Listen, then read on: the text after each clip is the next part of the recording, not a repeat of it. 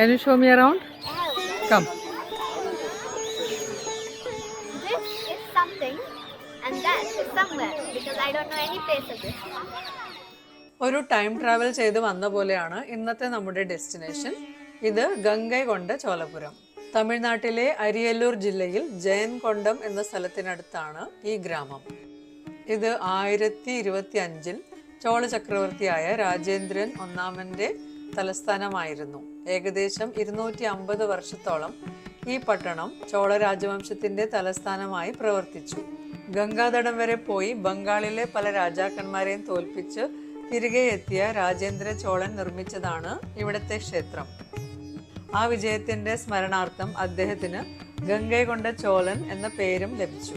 ആ പേരിലാണ് ക്ഷേത്രവും ഇപ്പോൾ അറിയപ്പെടുന്നത്. ഇപ്പോൾ ഇത് യുനെസ്കോയുടെ വേൾഡ് ഹെറിറ്റേജ് സൈറ്റുകളിൽ ഒന്നാണ്.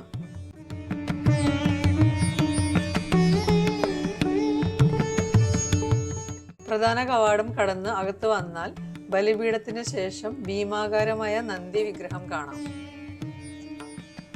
തഞ്ചാവൂരിനേക്കാൾ വലുതാണ് ഇവിടുത്തെ ശിവലിംഗവും നന്ദിയുടെ പ്രതിമയും.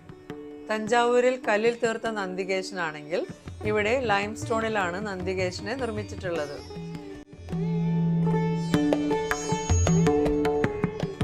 ഇതിന്റെ മുഖ്യ കവാടം കടന്ന് ഉള്ളിലെത്തിക്കഴിഞ്ഞാൽ നമ്മൾ വേറൊരു മായാലോകത്ത് വന്ന പോലെയാണ്. കല്ലിൽ തീർത്ത വിസ്മയമാണ് 4 ഭാഗത്തും. 1000 വർഷത്തിലും കൂടുതൽ പഴക്കമുണ്ട് ഈ നിർമ്മിതിക്കെന്ന് പറയുമ്പോൾ വിശ്വാസമാവുന്നില്ല. ക്ഷേത്രത്തിന്റെ ചുറ്റും പുല്ല് പിടിപ്പിച്ച് മനോഹരമാക്കിയിട്ടുണ്ട്. അവിടെയും ഇവിടെയുമായിട്ട് ചില ഉപക്ഷേത്രങ്ങളും പിന്നെ ഈ ചുറ്റുമതിലും കുറച്ച് നശിച്ച നിലയിലാണ് ഇപ്പോൾ ഉള്ളത്.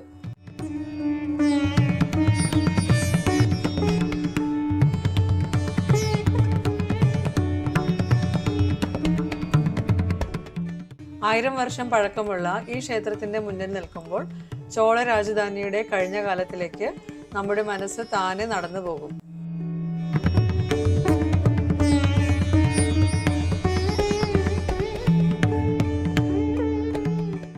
ഗംഗൈകൊണ്ട ചോളന്റെ പിതാവ് രാജരാജ ചോളൻ പണി കഴിപ്പിച്ച തഞ്ചാവൂർ ക്ഷേത്രത്തിന്റെ മാതൃകയിലാണ് ഈ ക്ഷേത്രവും പണിതിട്ടുള്ളത്.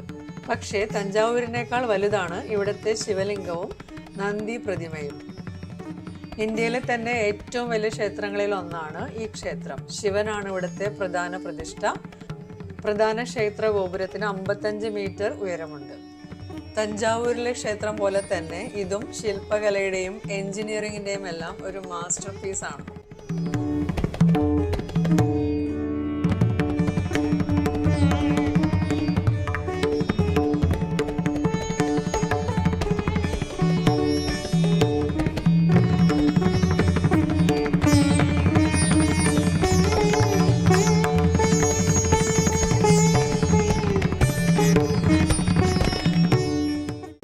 ക്ഷേത്രത്തിന് പുറത്തുള്ള ശിലകളിൽ പഴയ തമിഴ് ലിപിയിൽ എന്തൊക്കെയോ ചില എഴുത്തുകളുണ്ട്.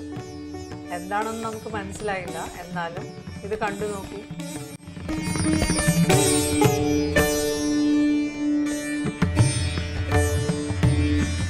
അതിമനോഹരമായ സൂര്യാസ്തമയ നിമിഷങ്ങളും അതോടൊപ്പം അത്ഭുതകരമായ ഈ ക്ഷേത്രാങ്കണവും.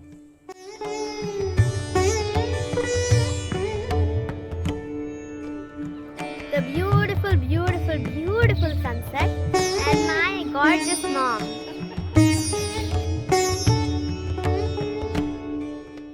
കുംഭകോണത്ത് നിന്ന് 35 കിലോമീറ്റർ ദൂരമേ ഉള്ളൂ ഇങ്ങോട്ട്.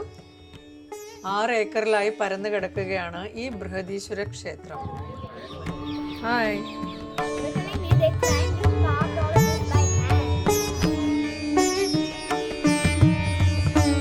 12-13 നൂറ്റാണ്ടിൽ ഇതിന് ചുറ്റുമുണ്ടായിരുന്ന പല ഉപക്ഷേത്രങ്ങളും കോട്ടമതിലുകളും നഗരവും നശിപ്പിക്കപ്പെട്ടു എന്ന് പറയുന്നു. ഈ നഗരത്തിന്റെ നാശത്തിന്റെ കാരണങ്ങൾ വ്യക്തമല്ല. എന്നാൽ 13-ാം നൂറ്റാണ്ടിന്റെ അവസാനത്തിൽ ചോളരെ പരാജയപ്പെടുത്തിയ പാണ്ഡ്യ രാജവംശം അവരുടെ പ്രതികാരത്തിന് വേണ്ടി ഈ നഗരത്തെ തകർത്തതായിരിക്കും എന്നാണ് ചരിത്രം പറയുന്നത്.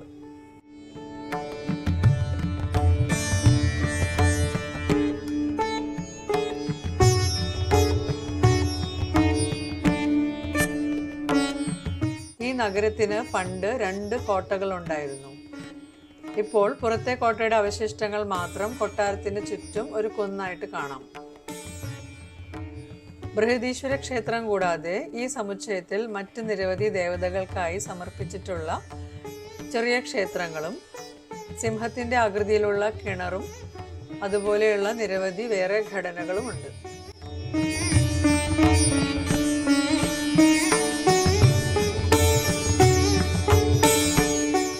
ക്ഷേത്രത്തിൽ പ്രദക്ഷിണം വെച്ച് വരുമ്പോൾ സിംഹത്തിന്റെ മുഖമുള്ള ഒരു പ്രവേശന കവാടവും അതിന്റെ അടുത്തൊരു കിണറും കാണാം.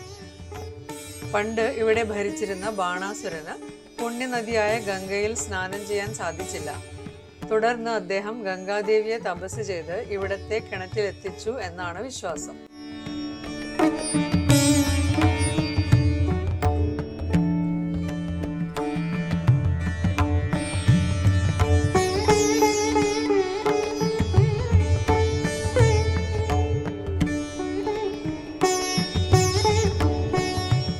ക്ഷേത്ര കവാടത്തിൽ കൂറ്റൻ ദ്വാരപാലകർ കാവൽ നിൽക്കുന്നുണ്ട്.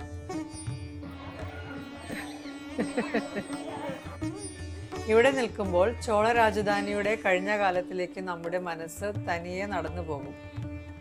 സൂര്യപ്രകാശം ശ്രീകോവിലേക്ക് പ്രതിഫലിക്കുന്ന രീതിയിലാണ് നന്ദിയുടെ വിഗ്രഹം കൊത്തിയിട്ടുള്ളത്.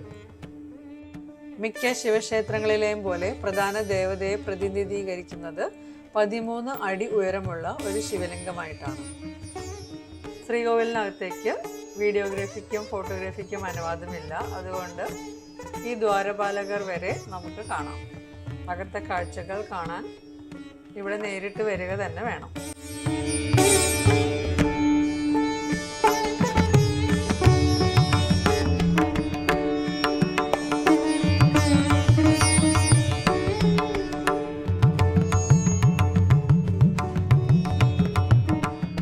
ഇപ്പോഴും ഇതുപോലെയുള്ള പൈതൃക സ്മാരകങ്ങളെ കാത്തു സൂക്ഷിക്കുന്ന ആർക്കിയോളജിക്കൽ സർവേ ഓഫ് ഇന്ത്യക്ക് ഒരു ബിഗ് സല്യൂട്ട്. അത്ര മനോഹരമായിട്ടാണ് ഈ ക്ഷേത്രവും അതിൻ്റെ പരിസരവും ഇവർ കാത്തു സൂക്ഷിക്കുന്നത്. പ്രധാന ക്ഷേത്രത്തിൻ്റെ ചുറ്റുമുള്ള ചെറിയ ക്ഷേത്രത്തിൻ്റെ ചുവരുകളിലും ലക്ഷ്മി, സരസ്വതി, നടരാജർ, 3 തലയുള്ള ബ്രഹ്മാവ്, അർദ്ധപുരുഷനും പകുതി സ്ത്രീയുമായിട്ടുള്ള അർദ്ധനാരീശ്വരൻ, ഗണപതി, ഈ രൂപങ്ങളെല്ലാം കൊത്തിവെച്ചിട്ടുണ്ട്.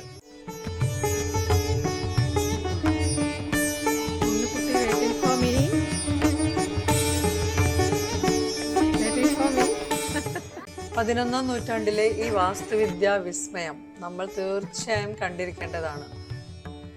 ഒരു ക്ഷേത്രം എന്നതിലുപരി സഞ്ചാരികൾ കണ്ടിരിക്കേണ്ട അത്ഭുതകരമായ ഒരു പൈതൃക സ്മാരകമാണ് ഗംഗൈകൊണ്ട Cholapuram.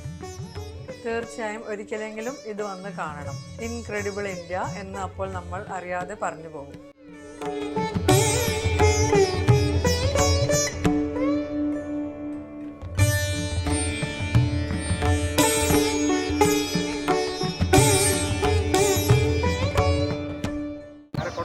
Thanks for watching. This is the first.